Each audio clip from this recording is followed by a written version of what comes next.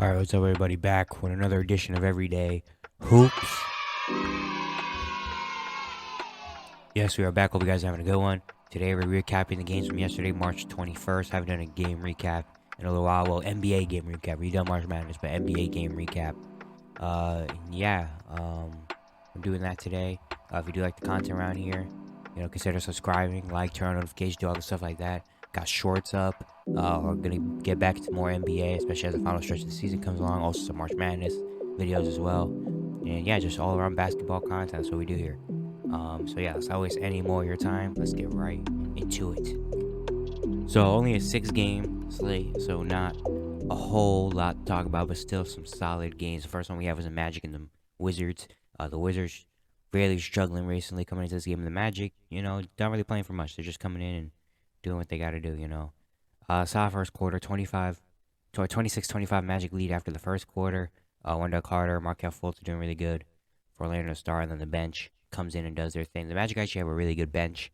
If you don't know, Cole Anthony, Mo Wagner, those guys do a good job. Second quarter is kind of more of the same. The Magic, their bench first starting off hitting shots with the Wizards. Denny Avdia, Porzingis was very hot in this game as well. Those two are doing really good in the second quarter. Actually gave the Wizards a 7-point lead at one point, but then the Magic, Gary Harris, Cole Anthony, Markel, they come back and the Magic lead by 4 at halftime. Go to the third quarter. Once again, it's kind of a back and forth game. Porzingis, Bradley Beal comes alive a little bit in the third quarter for Washington, for Orlando, Markel, and Paolo.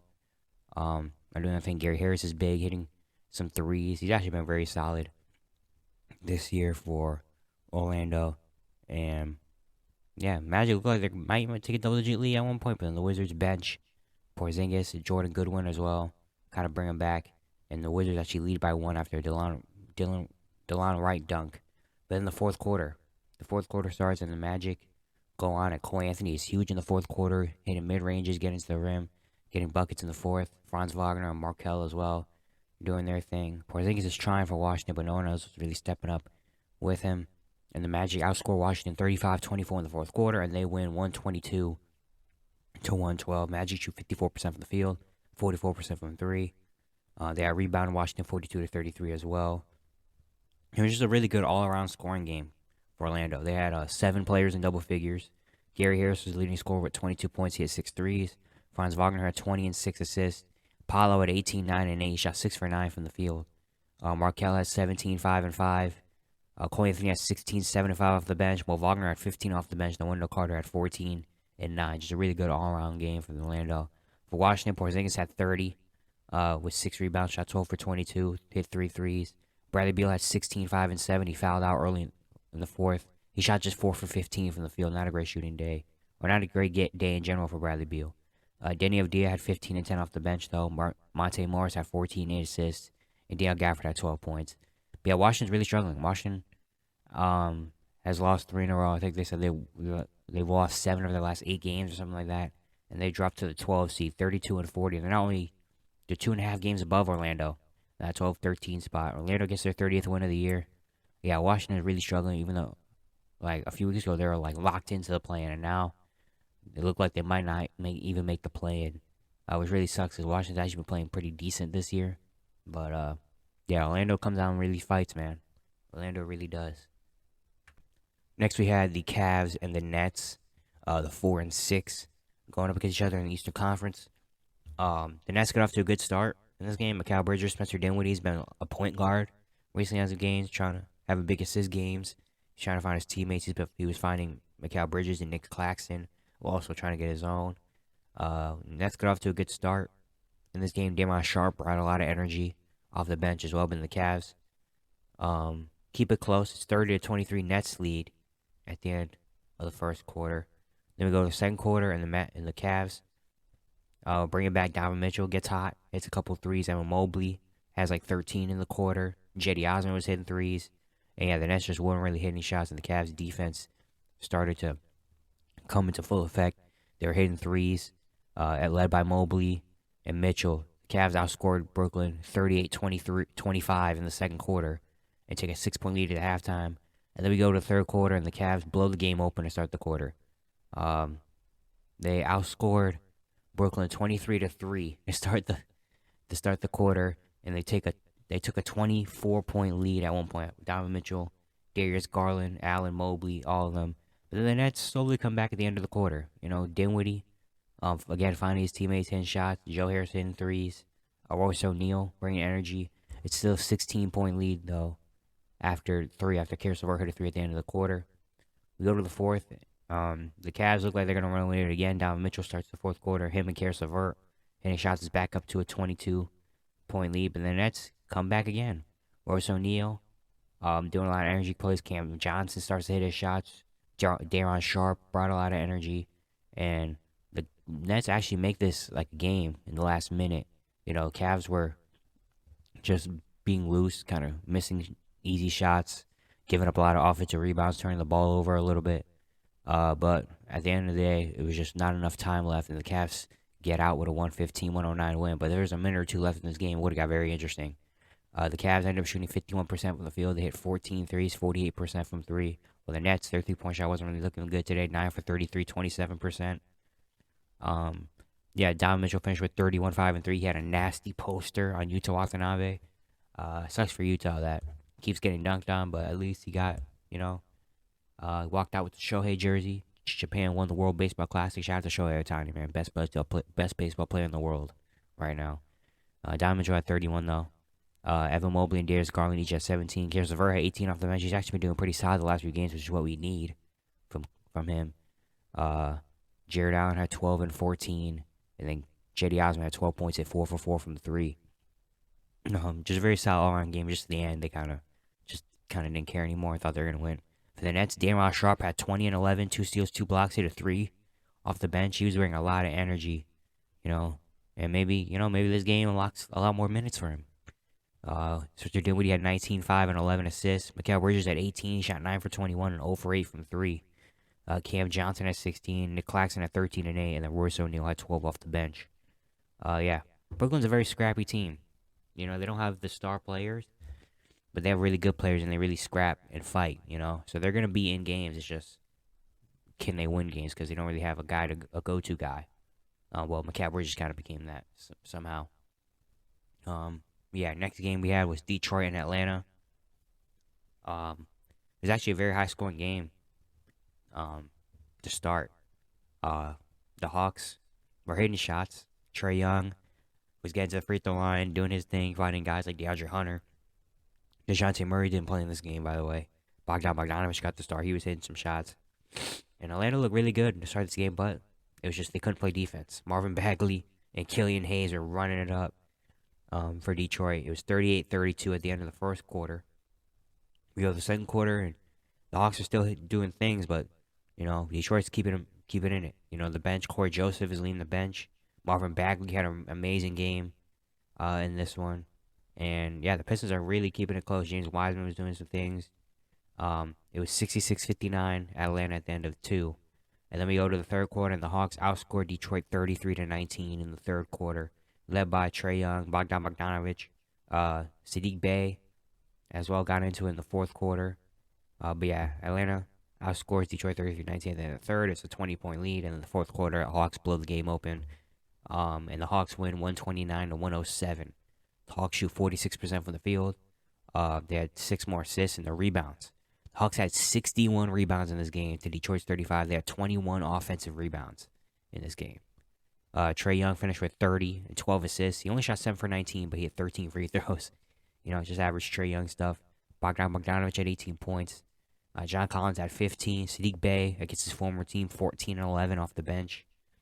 Clint Capella had 12 and 16 rebounds. DeAndre Hunter had 12, and then A.J. Griffin came in and put up 11. Good all-around offensive game for Atlanta. Would like their defense to be a lot better, especially against the Pistons. They have 16 wins. But with the Hawks, you can get any win you can get, honestly.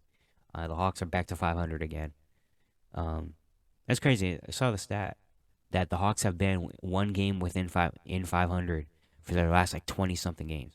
Every game they've either been one under 500, at 500, or one game over 500. They've never been, away from around 500-ish, which is crazy. For the Hawks, any win they can get is good. For Detroit, Marvin Bagley, 31, 8, 3 steals, 2 blocks, shot 12 for 19 at 4 threes. He's been very good as of recently. Ever since like post All Star break, he's been pretty good. He's got a couple 30-point games. He's looking a lot better. Killian Hayes at 21. Jaden Ivey at 17, 4 and 5. He shot just 6 for 19 from the field. And then Corey Joseph at 12. But yeah, Detroit doesn't want to win games. So they're doing the right thing. Next, we have the Spurs and Pelicans. Don't have to talk about this one long. Spurs didn't just had whatever. They just like brought some dudes and like go out there and play. Pelicans actually need wins. This is good for them. Weird first quarter. Pelicans are up 27-16 at the end of the first. Spurs got off to a hot start, but then after that, like the second half, after Sandro Mamu hit a 3-pointer. 6:58 left in the first quarter. The Spurs did not score until Devontae Graham 2 free throws. They didn't have a field goal in the last 6 minutes of the first quarter. And Pelicans are only up 11. Then we go to the second quarter, and the Pelicans put it on them. Josh Richardson, Valanciunas, Trey Murphy, CJ at the end of the quarter.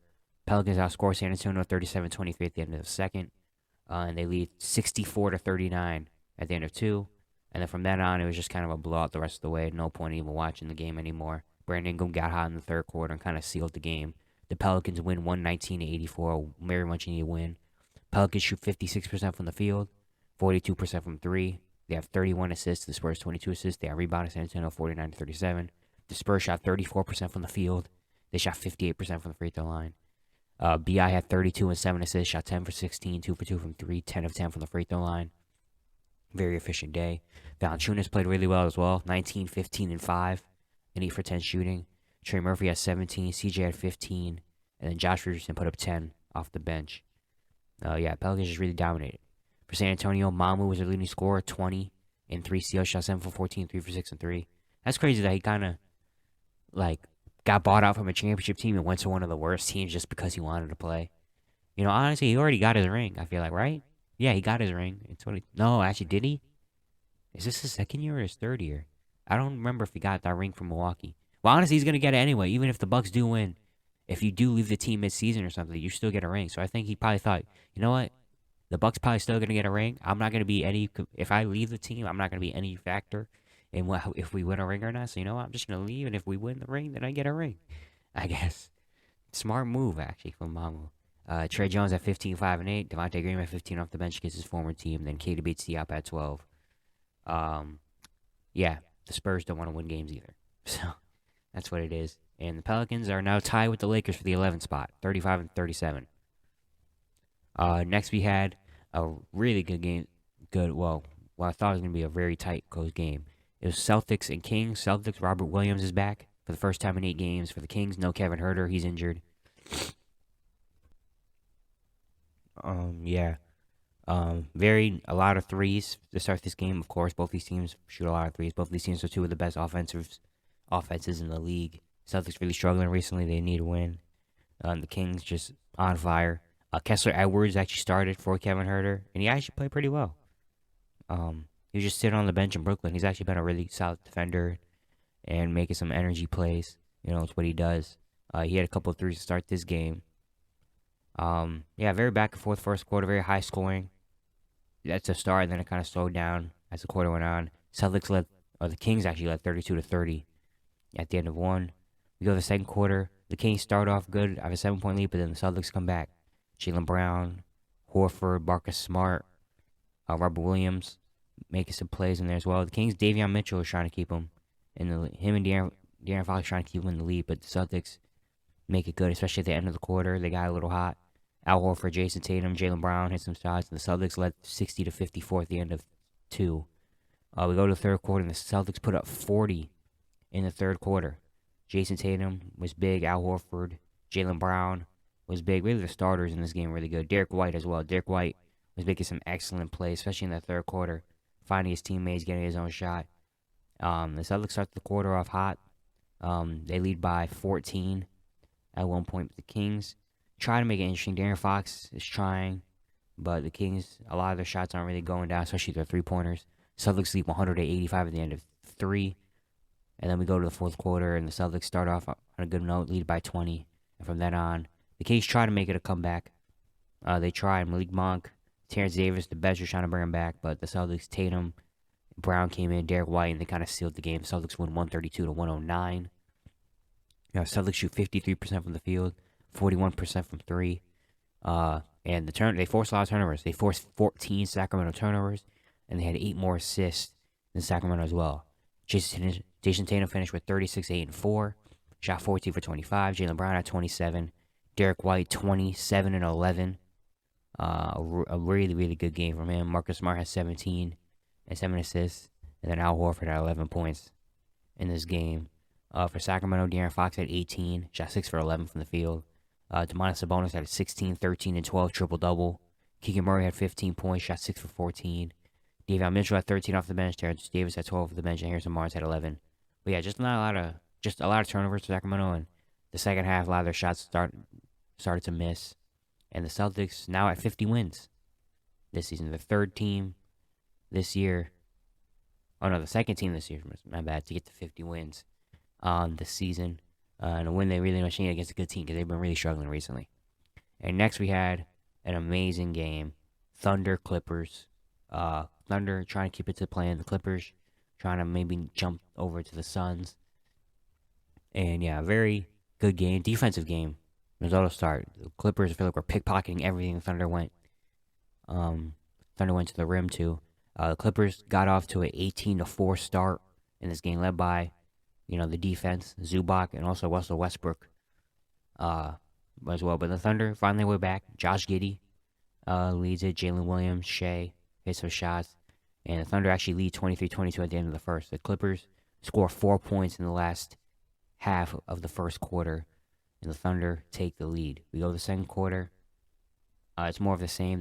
Both benches are playing pretty solid. But then, like Ousmane Dieng, Isaiah Joe, are hitting shots. But for the Clippers, their bench, Mason Plumlee, is doing some solid things. It's a very back and forth game. It's a really good game in the first quarter. Both teams get into the rim a lot. There's also plays where Kawhi got attacked and Terrence Mann got ejected from the game. Mid-second quarter. Rare technical for Kawhi. I think this is his 4th ever technical foul. And the Thunder led 56-51 at halftime. We go to the third quarter, and then the Clippers start off good in the third quarter. Zubac, Paul George. Paul George is playing a really good game. Those guys are playing good. But the Thunder, Shea, Jalen Williams, Josh Giddey, those three are really, really good. And the Thunder actually play really good defense as well. The Clippers lead 81-80 at the end of 3. We go to the fourth, and it's a very low-scoring fourth. Both teams missing shots. Paul George also got injured in this quarter, hit it. He's going to the rim and bang knees. Really bad-looking injury. Hopefully it's nothing serious. But the last few minutes, Nick Batum hits a layup to make it a 1-point game. Then the Thunder come down, miss a shot. They get the offensive rebound. Clippers timeout. Then it's a challenge. Thunder get the ball. Jalen Williams missed a shot. Clippers come down, and Lou Dort locks up Kawhi on the last possession of the game. Amazing defense. That's what Lou Dort's out there to do. The torture chamber. And the Thunder sneak out with a 101-100 win. The Thunder are now at 500, 36-36, and 7th in the Western Conference. The Thunder are 7th in the West right now. The Thunder are 7th, 36-36. They're only a half game behind the Warriors for the 6th spot. The Thunder legitimately could be a top 6 playoff team, bro. What that's insane. It's insane. What a win for OKC against the Clippers. The Thunder shoot 42% from the field. They hit 10 threes. The Clippers did not have a good three-point shooting day. They shot 6 for 31 from 3. Thunder forced 13 Clipper turnovers as well. Shea finishes with 31, 7, and 4, shooting 12 for 25. Jalen Williams has 20 and 8. Josh Giddey has 13, 6, and 6. And Isaiah Joe put in 12 off the bench as well. But yeah, they just do a lot of things. They're a really good defensive team. They have the stars. The offensive firepower is just the defense. The defense really sticks out. They got Lou Dort. They got a lot of length out there with Jalen Williams. Both Jalen Williamses, Josh Giddey. They got a lot of players that they move the ball around a lot. They're not a selfish team. Shea gets his own buckets sometimes, but after that, they're a very unselfish team. And they just got grit and hustle. Guys like Isaiah Joe, Lou Dort, Aaron Wiggins. That'll go out there. Kenneth Williams when he plays. Jeremiah Robinson Earl when he plays, and they do the dirty work. You know, all the makings of a really good team. The Clippers, Kawhi at 21, 6 and 5. Paul George at 18, 7 and 5 before leaving the game. Westbrook at 15 and 8. Zubac at 13, and then Mason Plumlee at 12 for the bench. But yeah, their bench gave some, but wasn't really amazing. A lot of their starters didn't shoot well. Again, they shot 19% from three, and you're not gonna win games like that. But we just hope that the Paul George injury isn't serious, and that maybe he only missed a little bit of time, but they can't afford to miss him right now because right now they're fifth. They're a game behind the Suns, but also a game above the Warriors. So they're right in the middle of everything. They gotta, yeah, they can't afford to miss PG for some time. But yeah, that's it for today's games. Very good games. Tomorrow we got a bigger slate, so there'll be a lot more to talk about. But yeah, once again, if you do like the content around here, consider subscribing, like, turn on notifications, all the stuff like that. Really appreciate it. And yeah, be on the lookout for more content and shorts and college basketball content and stuff like that. Thank you guys for watching, and I'll see you guys tomorrow.